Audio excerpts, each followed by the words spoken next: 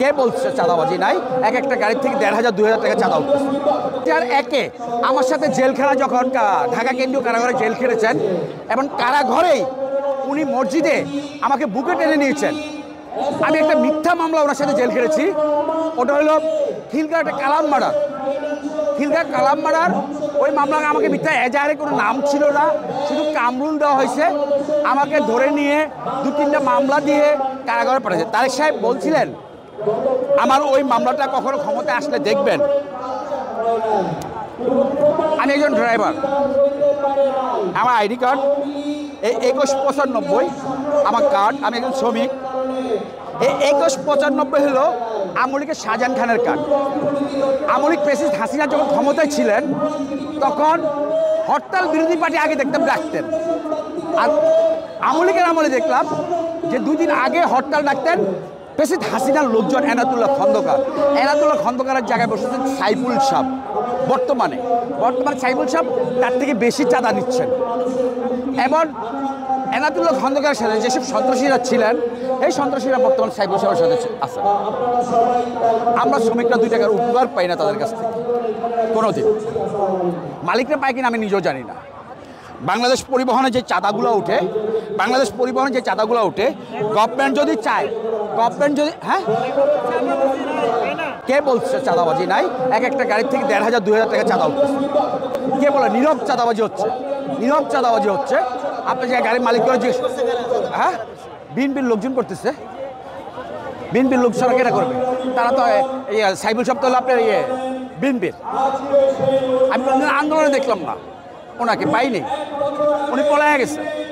উনি বলে যে আমি বিএনপির জন্য এই করছি, চাঁদাবাজি করতেছে।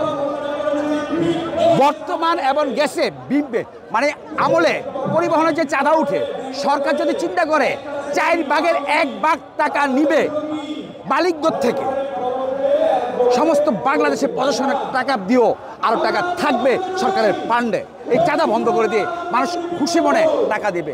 অনেক মালিক না খায় মরতেছে, অনেক শ্রমিক বেতন নিতে পারতেছে না, একবেলা খাইলে 3 বেলা উপবাস থাকে। আর বলে আমরা শ্রমিক নেতা, তারা হলো আমাদের টাকা দিয়ে 3 তলা বাড়িতে ঘুমায়, 5টা এসি রুমে ঘুমায়, আমাদের টাকা দিয়ে এসি গাড়িতে চলে, আমাদের টাকা দিয়ে এসি অফিসে চলে। আমরা শ্রমিকরা 2 টাকার উপকার পাই না।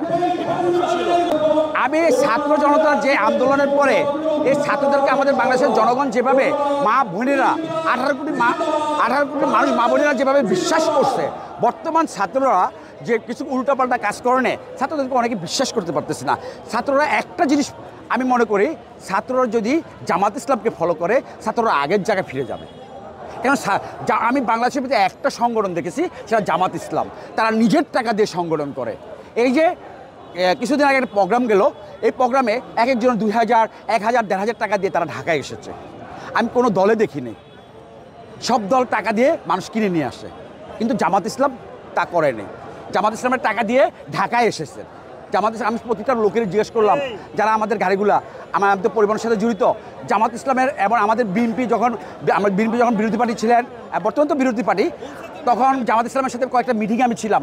তাদের মানে শৃঙ্খলা, আইন শৃঙ্খলা খুব সুন্দর।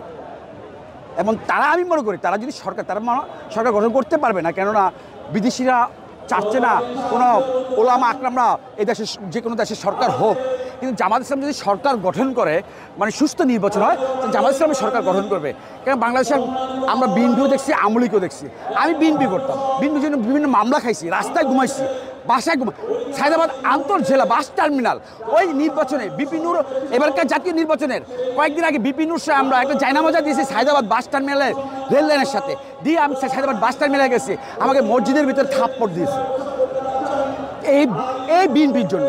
আর সে বিএনপির যুবদলের ফাইল আমাকে 3টা থেকে রাত 11টা 11:30 পর্যন্ত মারলো, কোবাইলো, তার পোলাপাইন আমার কাছ থেকে 50 লাখ টাকা চায়। আমাকে বাবা খাবায় ভিডিও করে সে ভিডিও ভাইরাল করছে, এবং তার লোকে দলের ভিতরে সমস্ত আওয়ামী লীগের স্বৈরাচার শেখ হাসিনার লোকজন, সে তাদেরকে নিয়ে রাজনীতি করে। 5 আগস্টের পর সেই 40 কোটি টাকার মালিক হয়েছে। 3টা বাড়ি বর্তমানে যাত্রাবাড়িতে দখল আছে। সে চান্দি রতন, বাবার ঢোনার, ইয়াবার ঢোনার, মাধবের ঢোনার, তারই সার্গিত। তার কাছ থেকে সরে যেয়ে তার বন্ধু মজুকে ছুরি ঢুকাই দিয়েছে মেরে ফেলার জন্য। সে মনে হয় সেক্রেটারি পদ পাইতো। হ্যাঁ, বিএনপি থেকে মির্জা ফখরুল সাহেব তাকে বহিষ্কার করে, আরেকজন টাকা খেয়ে তাকে দলে নিয়ে আয়, মানে মাফিয়া এক কেন্দ্রে জনগণকে দেখায় চলে যাচ্ছে, আর কেন্দ্রে আরেকজনে দলে নিয়ে আসে। তা আপনার বিএনপি কেমন বিএনপি? আমি আপনাকে বলি, যে কোনো দল, আমি বিএনপিও বুঝি না, আওয়ামী লীগও বুঝি না, এনসিপিও বুঝি না, ইয়াদও বুঝি না, যারাই চাঁদাবাজি করবে, আমাদের 18 কোটি যে জনগণ আছে, আমরা যদি রুখে দাঁড়াই 5ই আগস্টের মতো, এই দেশে চাঁদাবাজি করতে পারবে না, কোনো মরা মানুষের মেয়েদেরকে দর্শন করতে পারবে না, ইট দিয়ে মানুষ হত্যা করতে পারবে না।